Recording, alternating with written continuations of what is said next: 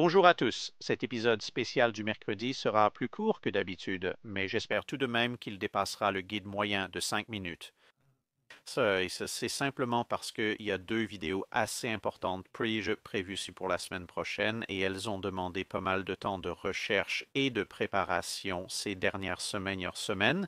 Cette semaine est donc principalement consacrée à la production de ces deux vidéos, ce qui a réduit mon temps de recherche et de production pour la vidéo de cette semaine. Hélas, la journée ne dure que 24 heures. Donc, avec cela en tête, j'espère que vous attendrez avec impatience la vidéo de la semaine prochaine et que vous apprécierez celle-ci. Alors, passons à la discussion sur le dernier des splendides navires, le His Majesty's Ship Tigre. Donc, le His Majesty's Ship Tigre était un croiseur de bataille unique de la Royal Navy. Après la première série des croiseurs de bataille de la classe Invincible et Inflexible, les Britanniques ont pris l'habitude de commander chaque année une nouvelle classe de cuirassés, accompagnée d'un seul croiseur de bataille. Ce croiseur de bataille dérivait en partie de la classe de cuirassé de l'année et constituait une évolution du croiseur de bataille de l'année précédente. La construction de la classe Orion en 1909-1910 correspond au Lion et Princesse Royale. Les King George V de 1911 furent égalés par le His Majesty's Ship Queen Mary et les Iron Duke de 1912 par le Tiger. Avec l'arrivée des Queen Elizabeth l'année suivante, il reste incertain que le successeur du Tiger, le His Majesty's Ship Leopard, aurait rompu la tendance et évolué depuis le Tiger comme navire armé de canons de 13,5 pouces, ou s'il aurait suivi la tendance des croiseurs de bataille, devenant similaire à la future classe Renown. Bien que certaines preuves montrent que le plan initial, après le rejet des demandes de Fisher pour une année dédiée aux croiseurs de bataille, et oui, il voulait vraiment suspendre la construction de cuirassés un an pour bâtir une flotte de croiseurs de bataille.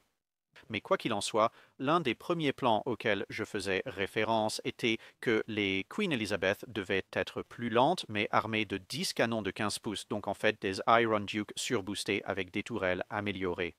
Ensuite, Léopard, appelé Super Tiger, serait en fait une version légèrement plus petite et plus lente de ce qui deviendrait finalement le His Majesty's Ship Hood, et les plans originaux pour le design AI étaient en quelque sorte une autre itération de cela, ce qui a été abordé dans un épisode de Cale Sèche.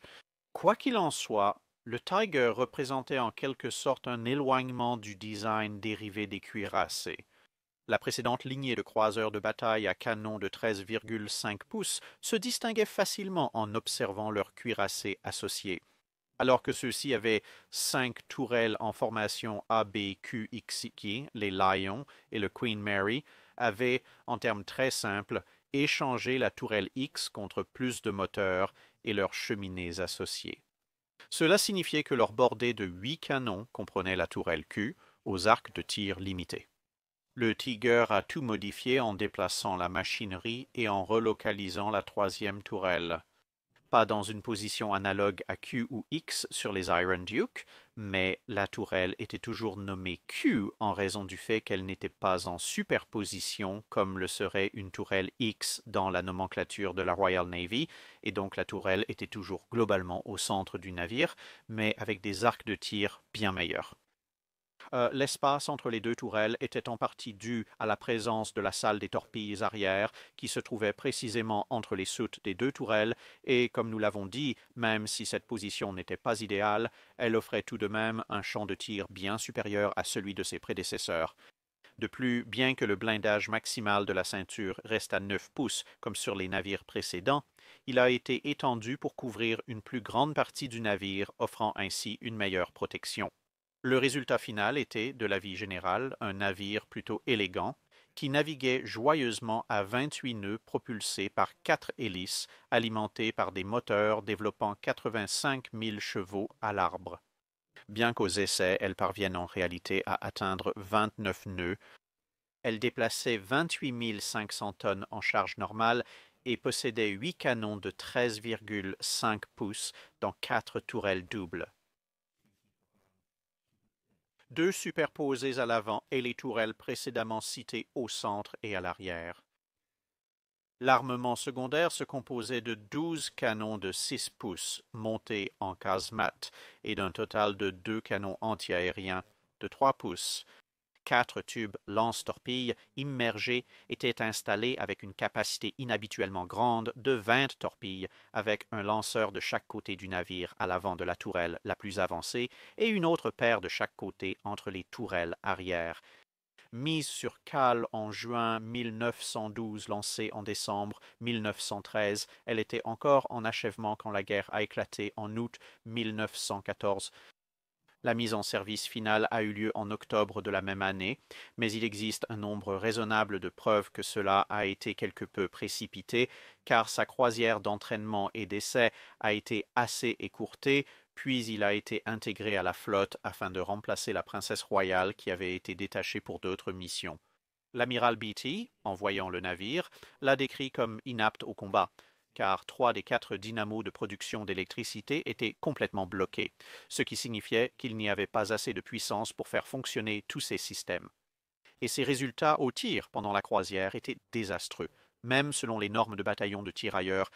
Normalement, ces problèmes auraient été résolus et corrigés lors d'une croisière d'essai, mais bien sûr, comme nous l'avons dit, cela ne s'était vraiment pas produit. 3 mois plus tard, le navire participait à la bataille du Dogger Bank, alors que l'équipage cherchait encore à maîtriser ses fonctions sur ce nouveau bâtiment et que les performances de tir restaient catastrophiques.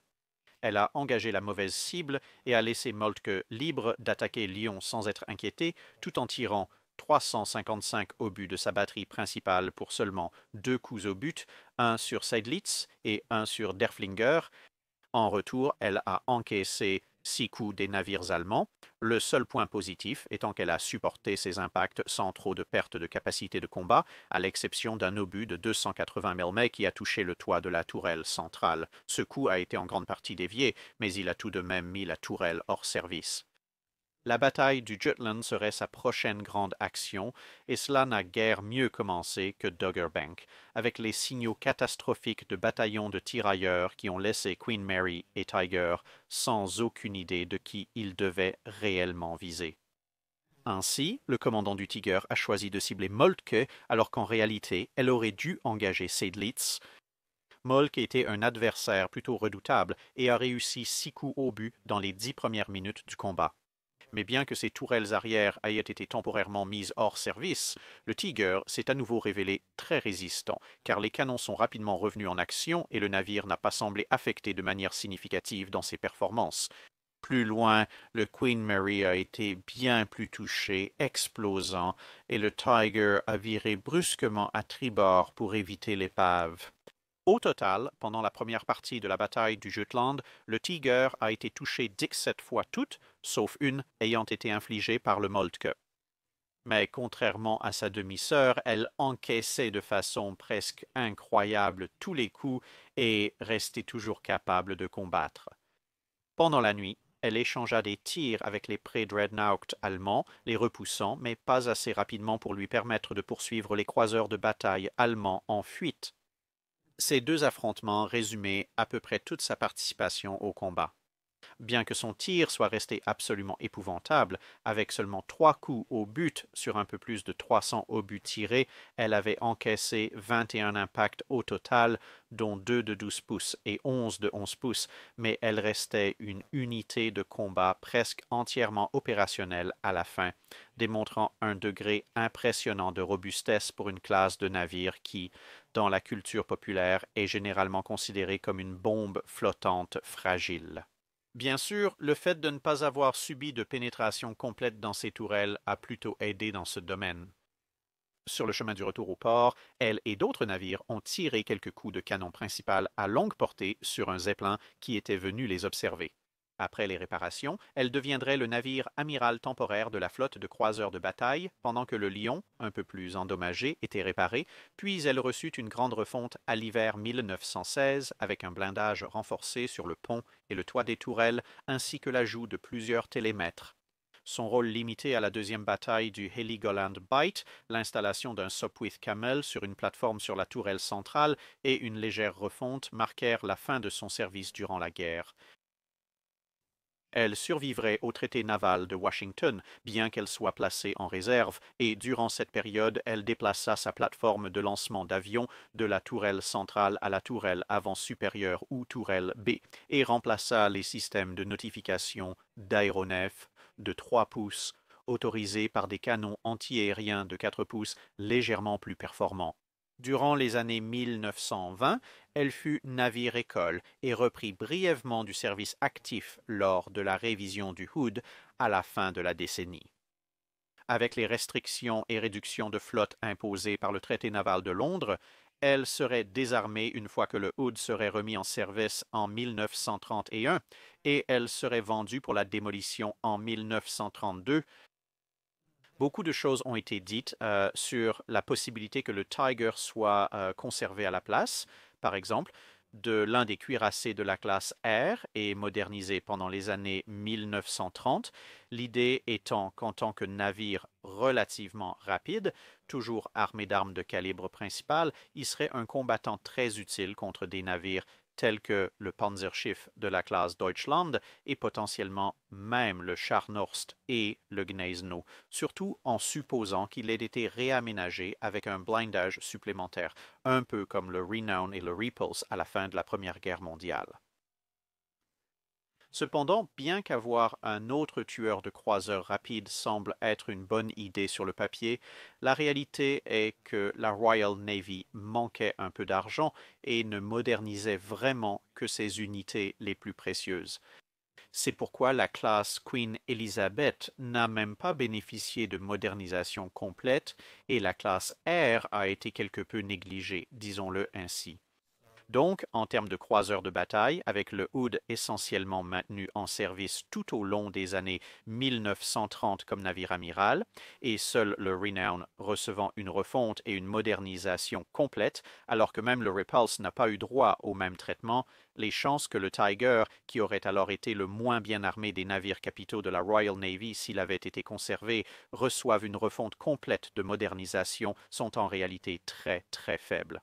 Il est bien plus probable qu'elle aurait reçu une refonte et une modernisation très basique, un peu comme le Repulse, ce qui l'aurait rendu encore plus vulnérable que le Repulse et évidemment moins bien armé. Cela aurait également grandement compliqué les choses pour la Royal Navy, car l'un des avantages du traité naval de Londres était que pratiquement toute la ligne de bataille de la Royal Navy utilisait le même canon de 15 pouces, calibre 42 à l'exception, du moins jusqu'à l'arrivée des King George V à la fin des années 1930, du His Majesty's Ship Nelson et du His Majesty's Ship Rodney, qui bien sûr étaient équipés de canons de 16 pouces. Introduire un calibre différent, l'ancien canon de 13,5 pouces, et donc exiger la conservation de nombreuses anciennes charges et munitions, la production de nouveaux stocks, etc., tout cela pour un seul navire n'aurait vraiment pas été un choix très économique. Et au final, même un His Majesty's Ship Tiger vaguement modernisé ne serait, comme nous l'avons dit, qu'à la hauteur des croiseurs lourds Panzer Schiff. Et pour être tout à fait honnête, c'est à peu près tout. Bien que la classe Scharnhorst ait des canons de 280 mm, il existe une nette différence de calibre et de puissance de feu avec le canon de 343 mm du Tiger. Elle est bien plus faible que la différence entre le canon de 280 mm du Scharnhorst et le 381 mm des anciens navires classe R utilisés pour escorter les convois, d'où le refus du Scharnhorst et du Gneisenau d'affronter les vieux R.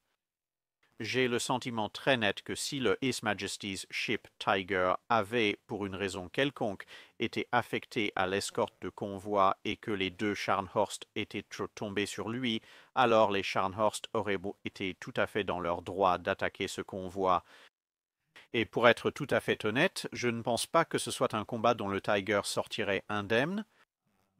Donc cela aurait été sacrifier un navire capital et un convoi, alors qu'évidemment, dans la chronologie originale, le maintien d'un des Air-Class signifiait que le convoi était sauvé parce que Scharnhorst et Gneisenau ont vu un vieux cuirassé avec le blindage et l'armement correspondant et se sont dit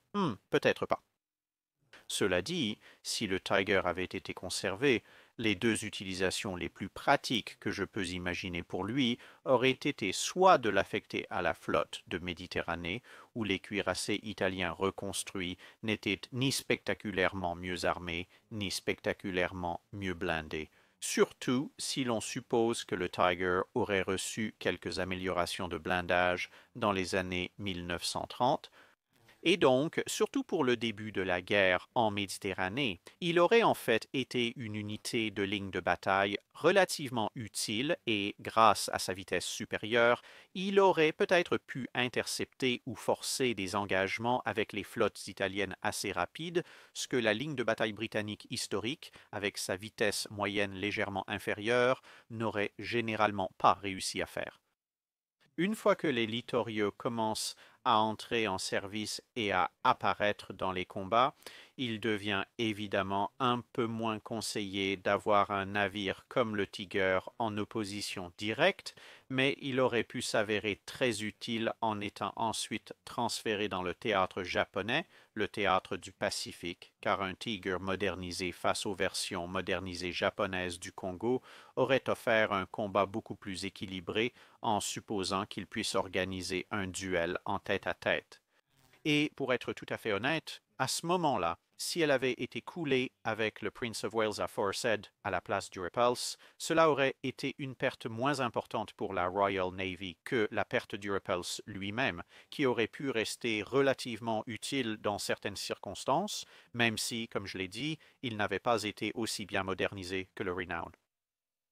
En supposant qu'il ait survécu au théâtre japonais, je pense qu'il est assez probable qu'il aurait été retiré pour une remise en état et des réparations à ce moment-là, vers la fin de 41 ou le début de 42. À ce moment-là, s'il avait été modernisé avec une suite anti-aérienne beaucoup plus lourde, comme c'était généralement le cas pour les navires capitaux de la Royal Navy, qui ont survécu jusqu'au milieu et à la fin de la Seconde Guerre mondiale, il aurait alors pu servir d'escorte rapide relativement utile pour les porte-avions, un peu comme le Renown escortait l'Ark Royal et faisait partie de la force H lors de la chasse au Bismarck pendant la Seconde Guerre mondiale. Et donc, encore une fois, en supposant qu'il ait survécu à tout ce qui a été mentionné précédemment, il aurait pu trouver un rôle comme escorte rapide de porte-avions et, en pratique, comme une immense batterie anti-aérienne flottante au sein de la British Pacific Fleet vers la fin de la Seconde Guerre mondiale. Voilà donc des scénarios et des utilisations possibles pour le Tiger qui auraient pu se produire s'il avait été conservé. Mais au final, je pense que la Royal Navy a probablement pris la bonne décision en conservant tous les navires de la classe R, étant donné leur utilité et leur efficacité bien supérieures, surtout pendant la première partie de la guerre. Sur ce, j'espère que vous avez apprécié cette vidéo et je vous retrouve dans la prochaine. Merci beaucoup et au revoir.